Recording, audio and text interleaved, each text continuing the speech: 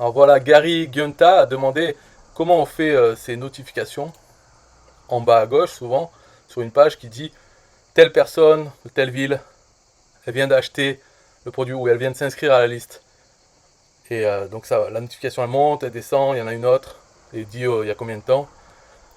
Donc il voulait en faire une. Alors, si on veut le faire pour de vrai, il faut passer par tout un système qui prend les infos d'une source réelle, c'est-à-dire nos ventes ou nos inscriptions. Dans ce cas-là, le plus simple, c'est de prendre un site comme Trust ou autre.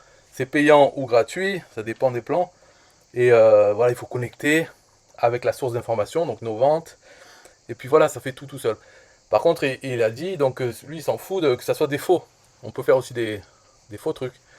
Donc dans ce cas-là, on n'a pas besoin d'un service externe. Il suffit d'un JavaScript qu'on met sur notre page et qui va afficher ces infos.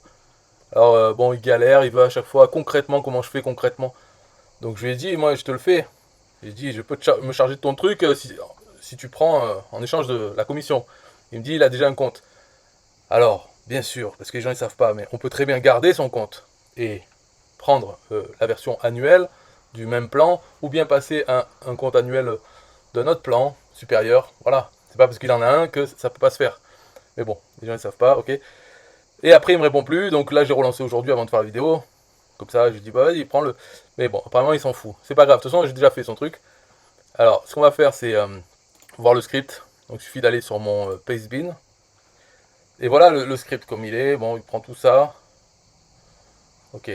Donc tout ce qu'il y a à faire vraiment, c'est on copie tout le script, copier, et on le met sur une page. Donc là, par exemple, je vais mettre sur cette page. Je vais montrer, c'est quoi la page. C'est ça, c'est pour juste inscrire. Et donc dedans, je dirais, bah, il y a telle personne qui vient de s'inscrire. Ou d'autres choses. C'est configurable. Alors, on va dans éditer. On peut se mettre dans paramètres. Par exemple, les scripts de pied de page. Bon, j'en ai déjà mis. Mais il suffit d'aller à la fin. Voilà, on va tout à la fin de ça. Et on colle le script. Donc, qu'est-ce qui a changé dans ce script? On va voir le début, il est où? Voilà, c'est ici le début, on va dire. Là, la première chose à changer, c'est le nom des produits.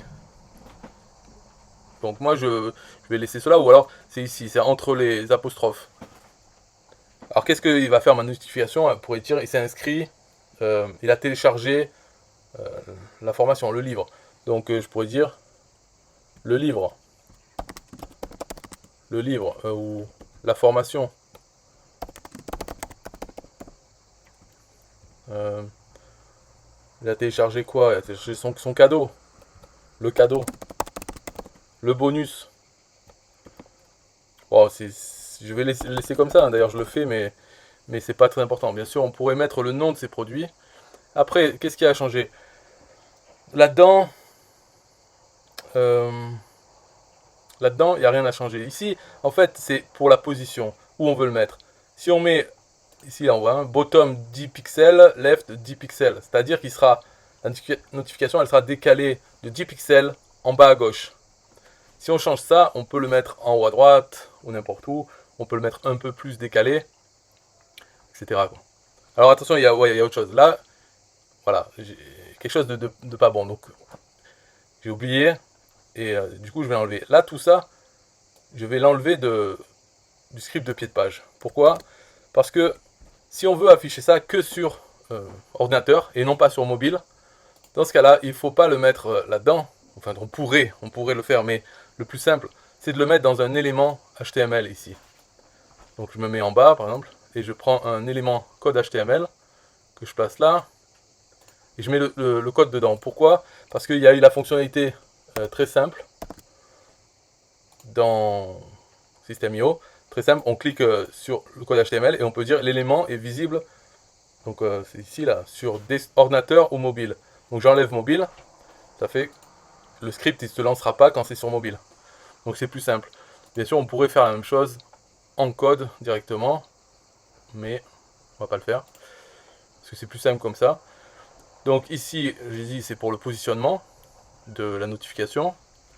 Ensuite, dans ce script, pour le nom des personnes et la ville des personnes et même la photo des personnes, j'utilise une API qui est gratuite qui s'appelle Random User.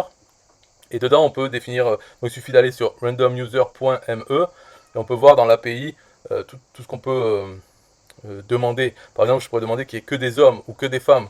Et là, j'ai demandé la nationalité française. Comme ça, les noms de villes, même les noms des personnes, va ressembler à des Français. Voilà.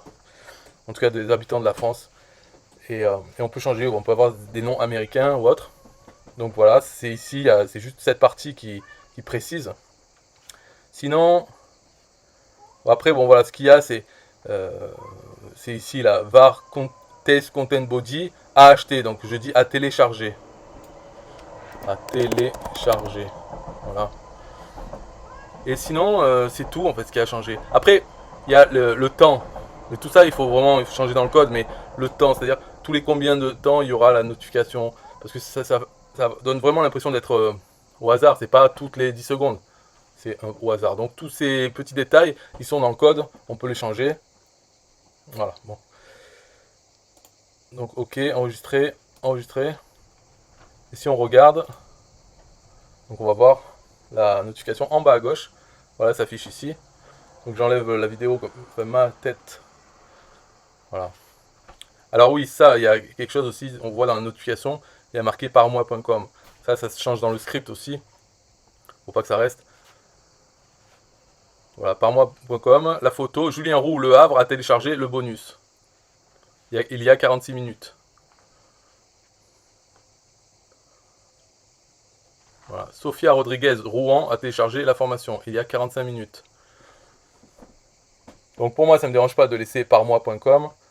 Si vous voulez mettre autre chose, en fait, on peut tout changer dans ce script. Donc à la place de parmois.com, il pourrait y avoir le nom de la personne.